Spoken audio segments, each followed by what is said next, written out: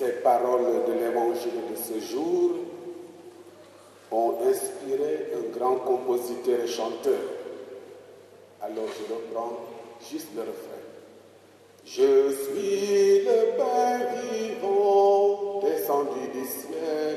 Si quelqu'un mange de ce pain, il vivra toujours. Chers chrétiens, dans les instituts de formation de futurs prêtres, grands séminaires ou universités théologiques, un cours qui donne beaucoup de frayeur et beaucoup de difficultés aux professeurs est le traité sur la Sainte Trinité.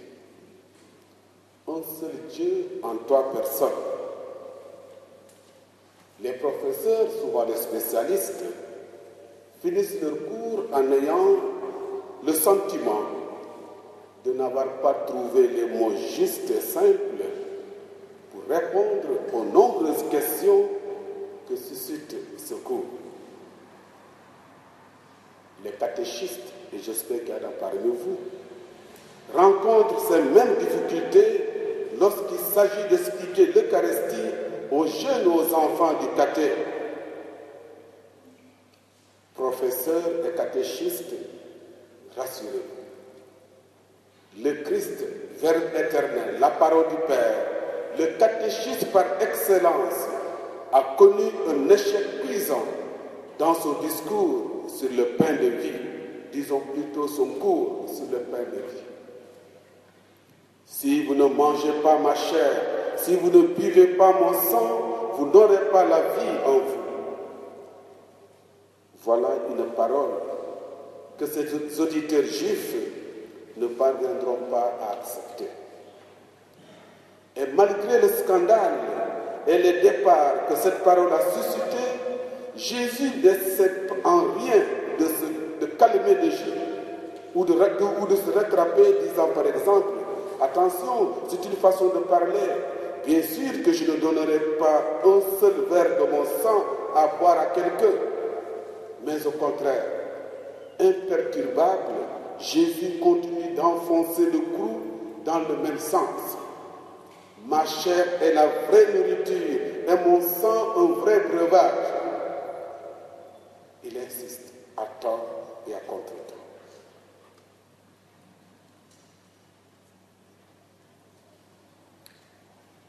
Sa catéchèse bouleverse et c'est un échec. Mais un échec qui nous est précieux pour nous aider à croire à la présence réelle du Christ sous les aspects du pain et du vin. Nous qui savons qu'un jour, Jésus prendra du pain et du vin et nous les donnera à manger en disant « Ceci est mon corps, ceci est mon sang », nous ne recevons plus cette parole avec la même violence que ses premiers auditeurs. Outre le caractère sacré du sang, qui est la vie, et qu'il ne faut jamais manger, il faut se rappeler que l'expression chair et sang désigne dans la bouche même de Jésus notre humanité dans ce qu'elle a de plus matériel.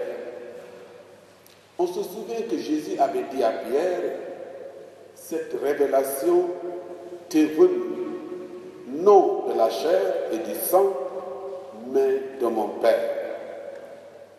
Autant dire que sans Dieu, l'homme ne peut rien.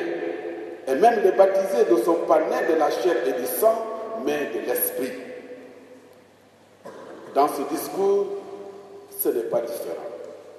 Jésus veut nous révéler que c'est dans son humanité la plus humaine que nous puiserons la vie éternelle. Et pour comprendre cela, attardons-nous sur le mot qui revient le plus dans cet évangile. C'est le mot vie. Pain vivant. Il vivra éternellement pour que le monde ait la vie. Vous n'aurez pas la vie en vous. Vous Vous aurez alors la vie éternelle. Celui qui mange ce pain vivra par moi. Impossible donc de ne pas être frappé par cette insistance de Christ sur cette dimension de l'Eucharistie. Elle est pour le chrétien question de vie ou de mort.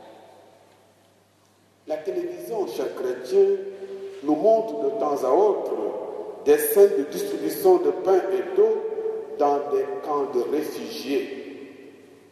Il y en a des milliers de réfugiés dans le monde.